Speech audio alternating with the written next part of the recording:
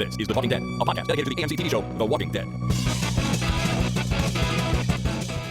Good evening, ladies and gentlemen. My name is Chris. And my name is Jason. And this is The Walking Dead number 60 for Monday, November 14th, 2011. 60 already. Can you believe that? I believe it. 60 shows over about 2 years or so. Or more than 2 years now? More than 2 years now, like 4 or 3. It's not that many. 17 years we've been doing this. In that case, 60 is not that impressive. But almost 2 years or something. Well, 2 years since the show's been on the air. Like, this is the second year, right? That's only, Yeah, that's 1 year. So we've been doing this podcast for 2 years. We look it up. We're not going to. Maybe later if you want 2.5 years, let's go. Something like that. But 60 episodes, it's a big deal. I thought 50 was a big deal, but 60 is 10 more than that. It's 10 more big deal. Isn't it? And it's November 14th, and we have lots of stuff to talk about. Of course, the episode that aired last night on AMC is called Chupacabra. We're going to recap and discuss that. We've also got all kinds of great listener feedback, a little bit of Walking Dead news. Next week on The Walking Dead, and of course, our Holy Crap, did you see that moment? There's some good stuff there.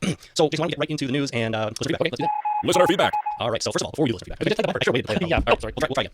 You all right? Okay. Have you been ring? No, I haven't. Okay, good. So Cherokee Rose was last week's episode. Here's the rating for it. 6.29 million people tuned in to the 9 p.m. broadcast. That equates to a 3.4 rating in the 1849 demographic, and that's a slight increase from the week before. It is. So just like we saw in season 1, the ratings tended to trend up a little bit as the season went on, rather than down like most shows do. Right, well, people are learning about this. Word of mouth, people are talking about, hey, you catch that Walking Dead show? Yeah. And then they're tuning in, which is great. Yeah. Now, for some comparison, just in case anyone's interested, Hell on Wheels, which is AMC's new show, broadcast on Sunday nights right after The Walking Dead, had 4.36 million or 1.9 share in their second week. That's still nothing to sneeze at. No, that's the second overall show for the night. Yeah. So AMC had 2 out of the top 3, Walking Dead and Hell on Wheels. If anyone's interested, the rounding of the top 3 was Real Housewives of Atlanta. Oh. So there's an Atlanta connection there, but no one's on it. I don't know. I've never seen it, but I'm pretty sure Touch and Go is out.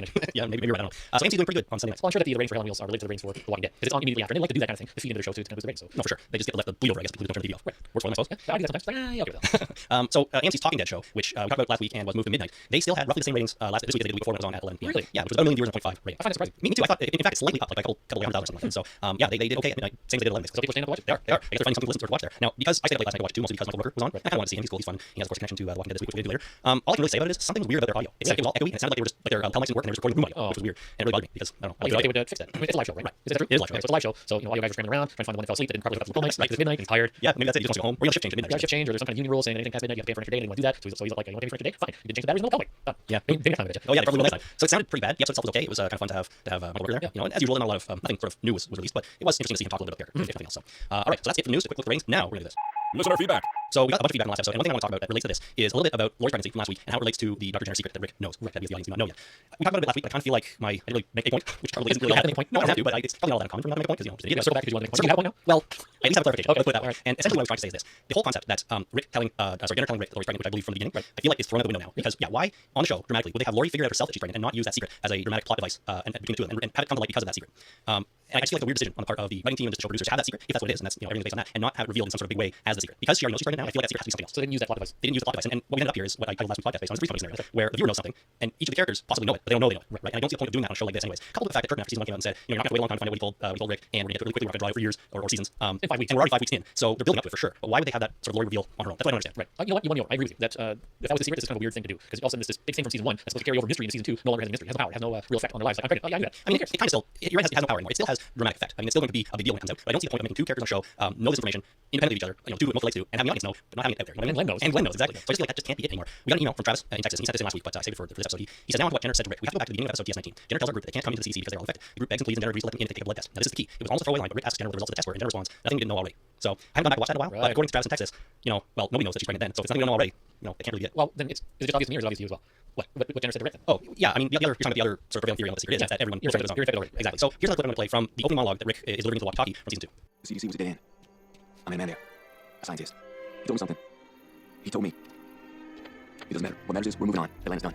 So an man, our scientist, he told me, it doesn't matter what he told me. Now, user TL Auburn on our website, talkingpodcast.com, submitted this comment. He said, why would Rick bring up what Jenner said with Morgan when a pregnancy has no relevance to him? Everybody being infected is of potentially much more importance to Morgan anyway. That's true. And he's absolutely right. The pregnancy has no bearing, no effect on Morgan at all. Morgan doesn't care. Why would he care? Yeah. I think this sort of just further... Oh my God, I never met pregnant. Well, I'm glad Rick told me that. He might be concerned. He might think, boy, it's an uncool time to be pregnant, but ultimately it doesn't affect him and what he's doing. So I don't think there's any sense to Rick saying anything on the walkie-talkie if that's what the secret is. No, I agree. I'm the prevailing theory now. You're infected already. Yeah, you're infected already or something nobody's thought of. Pretty much, you know. So anyways, that's basically all of everything I want to say on that. But I just don't think the pregnancy is a secret anymore. It could be. Maybe Larry's got something up their sleeve or has something up their sleeve to really surprise us with that. Or maybe just the way they reveal it is going to be enough to make us all the holy crap, did you see that? I don't know. But there's still, you know, regardless of what it is, even if it's pregnancy, I'm sure there's still lots of drama to be had with this situation. So I'm sure we'll find out. Hopefully soon. Hopefully soon. When we get into next week on The Walking Dead, I think we'll talk about that a little bit more. Okay. So finally, just before we move on, I have another clip here from another listener in Texas, and he has some thoughts on the Jenner secret, and then he gets into some people called preppers. And it's a bit long, but the whole thing is interesting to me, and I think. Okay. Hey guys, this is Joel. I want to apologize for the noise and I just got to know where I'm still having here. I'm listening to your episode about Cherokee Rose, and I want to make a couple comments. First, I did a review about what Jenner told Rick. I don't think it has anything to do with pregnancy. I think it has everything to do with the apocalypse and what caused this, or the way to be sure there's no cure or something like that. The second point I want to touch on was preppers. We got ourselves covered. We were prepared for an emergency. We were prepared for the fall of modern society, one or the other, whether it's a natural disaster or temporary, cessation of society, it's whether it's something like financial collapse or something along those lines. However, I recommend everyone out there get themselves 72 hour kit or a bag, something that has like food, water, clothing, toiletries in it. You can grab it if you're neighborhood catching on fire and go back immediately. You can grab it from your car, you get stuck in some kind of traffic jam, and you have to leave your car and walk off, something like that. Have a great supply food and water, at least 2 weeks supply food and water in your house. That can be done on $5 extra, $30 a week. quiet, your gallon of water, some rice, those little papers, something like that, and you're good to go. So that is Joel from Texas with his first of all thoughts on the dinner secret. He doesn't think it's pregnancy either, and we obviously changed our tune. But then he goes on to describe preppers, which I didn't know that was the term for it. no, neither did I. Obviously, people out there keep or are prepared for certain natural disasters or you break down society. I knew about the 72-hour kit, and you should have a 72-hour kit just in case. Like, we had a major power out here in 2003, a while ago. It was a while ago. 2004, something like that. 2003, before. Exactly. Yeah. And so, 72-hour kit is a great idea. Just to have and be able to take with you if your neighborhood catches on fire for some reason, like it did in Leeds. There was a brush fire, the whole neighborhood caught on fire. Whole neighborhood Yeah, and leave. Wow.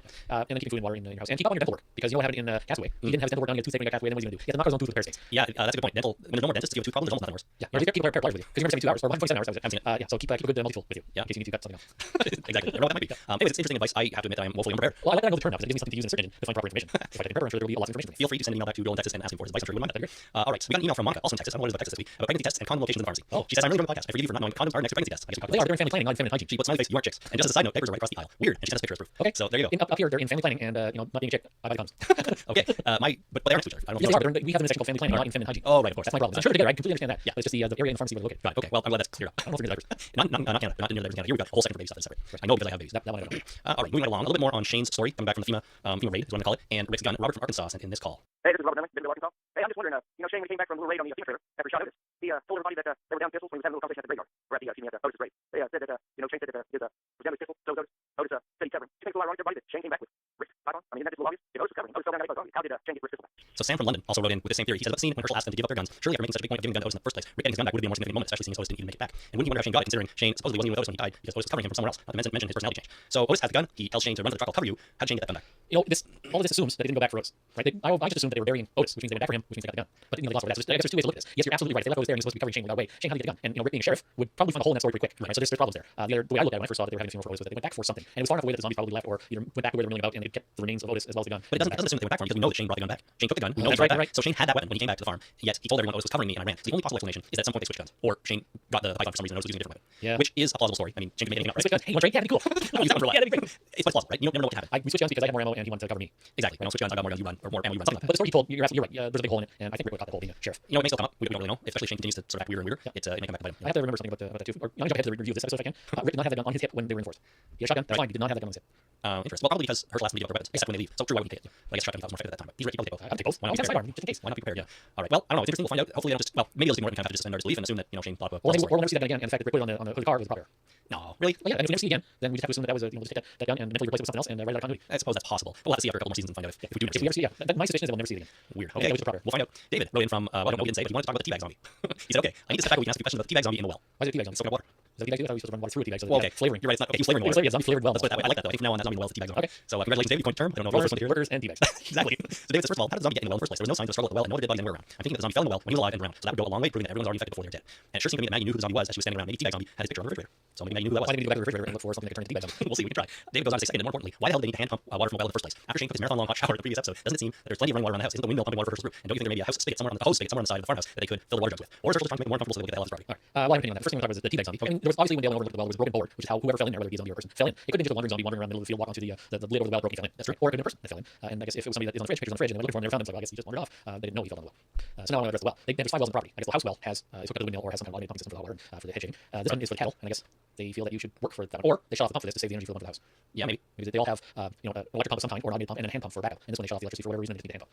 It was definitely a hand pump. There was definitely no electric pump that we could see, right? Well, it might get underground, right? Yeah, of course. Well, I don't know. It's surprising to me that they didn't already know that zombie was in there. So maybe this is a little used well. Maybe it's the oldest well on the property and it's never been hooked up to electricity. Maybe it's leftovers. There's still cattle, so they need to be tending the cattle. And if this was the well for the cattle, they probably would be using it. I just, I guess when I think about it, in my mind, I assumed that the cattle was getting zombie water. Well, if you're going to use the zombie water for something, it might as well be cows. Of course, you wouldn't want to eat the cows then. Or milk the cows. No, it's like putting manure on a garden. You're not eating manure. They turn manure into something you can't eat. Right, cows turn zombie water into fresh milk. Yeah, they process it. Maybe they have zombie livers now, but the rest of the cow is just fine. As long as you don't eat the zombie liver, you're fine. Okay, I can buy that, I think.